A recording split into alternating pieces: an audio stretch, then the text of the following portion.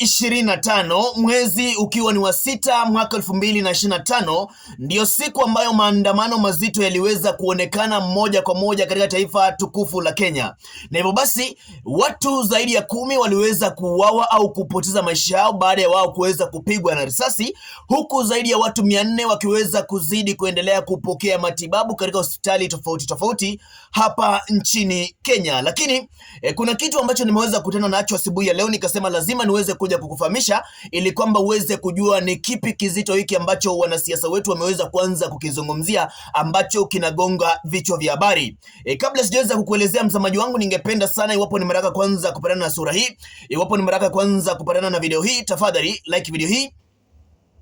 Asante sana iwapo mweza kufanya hivyo, Mwenyezi Mungu aweze kukubariki. Cha pili ambacho ni cha muhimu zaidi ambacho ningependa uweze kunifanyia, nibonyezea alama nyekundu ile ndiko subscribe iliyoko chini ya video hii. Kwa sekunde moja jiunge nasi kwa kuweza kunibonyezea alama nyekundu ile ndiko subscribe iliyoko chini ya video hii kabla tujaweza kuendelea na mazungumzo yetu ya siku ya leo. Asante sana kuweza kujiunga nasi moja kwa moja. Karibu nikope lako sikio ili kwamba tuweze kusonga sote mbele kwa pamoja. Msamaji wangu, mbunge wa kula mbako ni Homa Bay Town ameweza kuzungumza, na mbunge huyu anafahamika kama Peter Kaluma. Ameweza kusema kwamba what we saw yesterday was an insurrection, not demonstration under Article 39. Yani kila ambacho kiliweza kutokea siku ya jana sio maandamano hata kidogo, ni vitu ambavyo vilikuwa vimeweza kupangwa viweze kuharibu vitu vya watu katikati mwa mji wa Nairobi. Maandamano yalikuwa ni ya amani, lakini mida ya baadaye polisi waliweza kuanza kutumia nguvu kupita kiasi, ambapo kuna wale watu ambao pia waliweza kuingia pale na kuweza kuharibu vitu ambavyo vilikuwa ni vya watu, mzamaji wangu. Siku ya leo nimeshangazwa sana baada ya mimi kuweza kutazama wale ambao ni wabunge wakiweza kuzungumza katika bunge la kitaifa. Nikaweza kushangaa sana because they are not talking about wale ambao waliweza kukua injured yesterday. They are not talking about wale ambao waliweza kuuawa siku ya jana. They are talking about kila ambacho kinafahamika kama NGCDF, huku wananchi wakiweza wengine kupigania maisha yao ili kwamba waweze kupata haki au waweze kupata matibabu ya haraka. Here is the video that I'm talking about. Channel through the county governments or through the devolved units. There are other elements that are left within the national government structure that are very critical to people in all the villages and all constituencies. And with a well-controlled system, the impact will be felt in the villages and in the constituencies in factors or in matters that are left on the national government. That is the security, the education, and other matters, Honorable Speaker. And that is why it's quite unfortunate that people have a misconception that CDF or NGCDF is a fund that is managed by members of parliament. Far from it. Even as it is currently, Honorable Speaker, members of parliament have zero role as far as sharing of NGCDF or, the way NGCDF operates, Honorable Speaker. I mean, that is why it's called National Government Constituency Development Fund. It is a preserve for the national government with an autonomous structure of governance. We have the NGCDF board that does the approvals. We have the constituency fund managers that are employed by the National Government Constituency Development Fund. Then we have the committees in the constituencies that, of course, now collect views from the common mwananchi. And the role of members of parliament, Honorable Speaker, is very limited. It's actually to oversight, as provided for under Article 95. There is nothing else that we do. What the members of parliament do when they visit constituencies on the NGCDF project is simply to exercise their role and responsibility to oversight and see whether this national government fund is actually doing what it ought to be. It's doing what the committee proposed to the NGCDF board. But people have this misconception, Honorable Speaker, that the members of parliament sit somewhere and they go to their accounts and they draw their funds, they decide on what to do, and they keep some changes. In fact, I keep challenging people any time I engage them that if there is a fund that you really cannot steal, it is actually in this house that I say that we need to replicate the system that NGCDF has or operates under to even the county government. Because this man, Honorable Speaker, leaves the board, goes to the constituencies with a vote, a specific vote, that on this particular percentage, it's going for the bursaries. This particular percentage is for education. This percentage is for this and this. We have no role whatsoever. But people think and imagine that we wake up one morning, a member of parliament wakes up one morning and decides that today I want to draw 1 million shillings from the NGCDF account. How?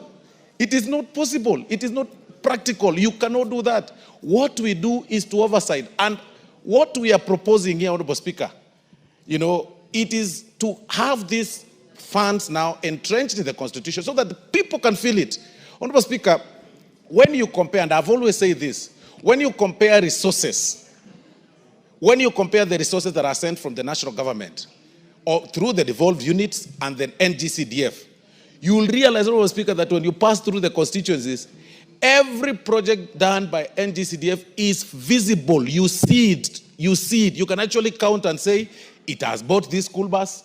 It has done this. Some students have gone to school. Some people have,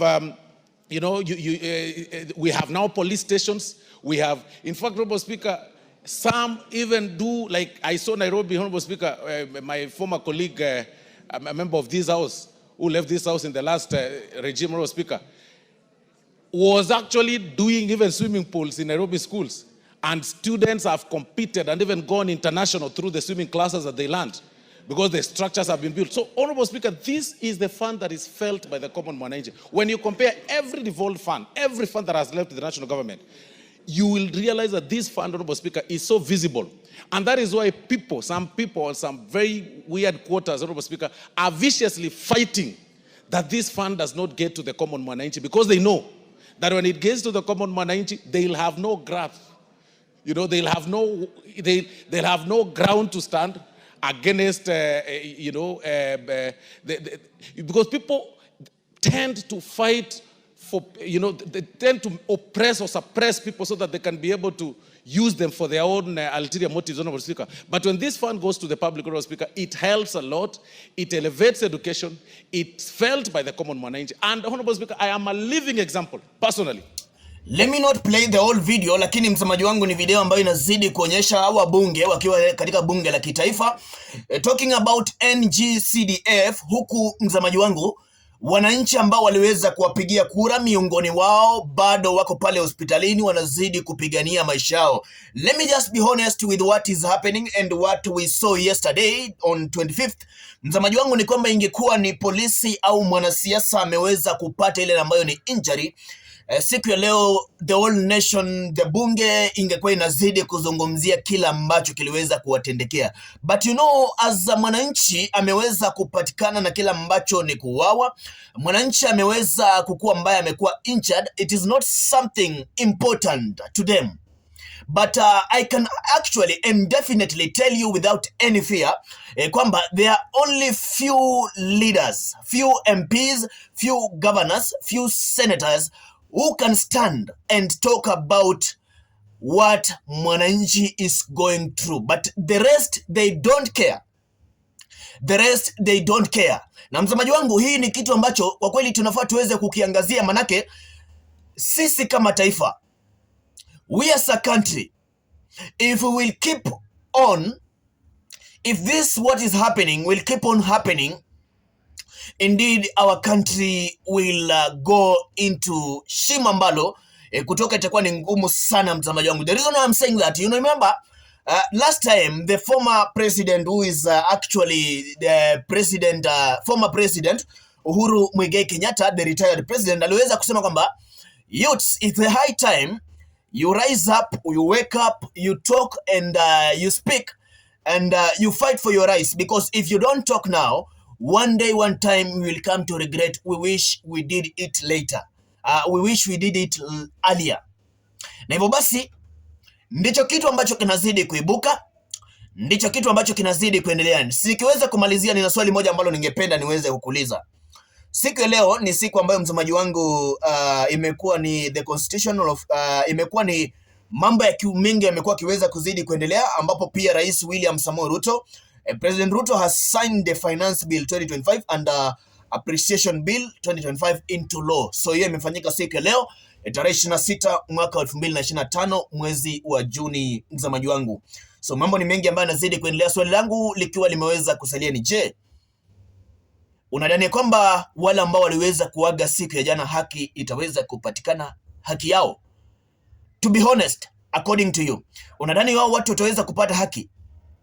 Nipe maoni yako kwenye comment section, na pia tena usahau kuweza kulike video hii na kunibonyezea alama nyekundu iliyoandikwa subscribe iliyoko chini ya video hii. That was it for now. Please subscribe.